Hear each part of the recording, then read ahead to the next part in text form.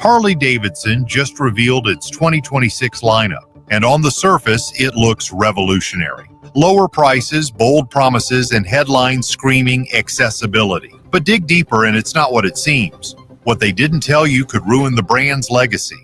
Watch till the end. You'll see why you shouldn't want one. What's happening? Harley-Davidson stunned the motorcycle world when it announced that for 2026 it would sell a brand new bike for under $6,000. On the surface, that number sounds like salvation. A Harley for the price of a mid-level sport bike? A chance for thousands of riders who had been priced out of the brand to finally walk into a dealership and leave with keys in hand? The headlines seemed almost too good to be true. And of course they were. The so-called Harley-Davidson Sprint is positioned as a budget-friendly machine, but anyone who has followed the company knows that Harley does not do cheap without consequences. At $5,999, which will almost certainly become $6,000 once fees and markups are factored in, Harley is walking a tightrope.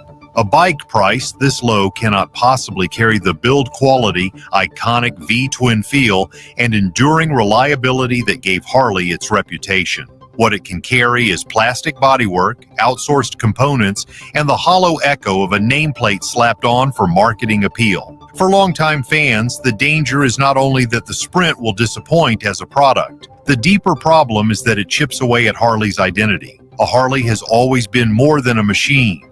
It is a symbol of rebellion, community, and pride in craftsmanship. Selling one that looks and feels like an imitation risks undermining the very DNA that separates the brand from the pack. Cheapening the badge for the sake of a headline price may lure a few curious buyers in the short term, but it alienates the riders who have carried Harley through decades of ups and downs. The Sprint is not just an experiment in pricing.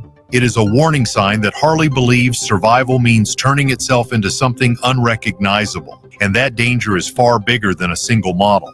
Because the real problem isn't the price, it's who Harley thought would buy this thing. Is Harley making the right move here or completely losing its identity? Drop your thoughts in the comments, and if you're finding this breakdown eye-opening, hit that like button so more riders can join the conversation. The youth obsession that never worked. For years, Harley has been obsessed with chasing younger riders. Marketing executives talk endlessly about courting Gen Z and millennials, spinning visions of 20-somethings falling in love with the brand. But the truth is painful. Younger riders do not want Harleys, and Harley's attempts to win them over have failed again and again. The Street Series was supposed to be a gateway. Instead, it gathered dust in showrooms and quietly disappeared. The X Series, used in training schools, barely registers as part of Harley's identity.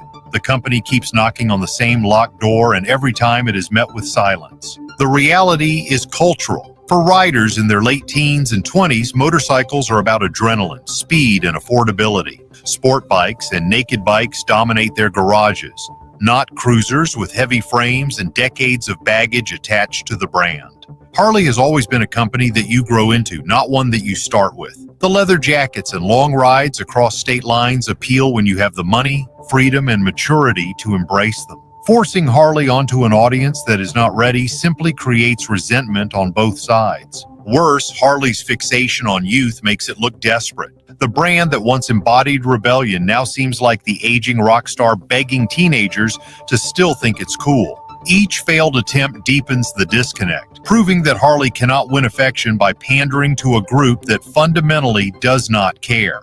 The Sprint is the latest and loudest chapter in this obsession, and its likely failure will be one more black mark on a strategy that should have been abandoned years ago. And to chase a fantasy market, Harley betrayed its most loyal riders.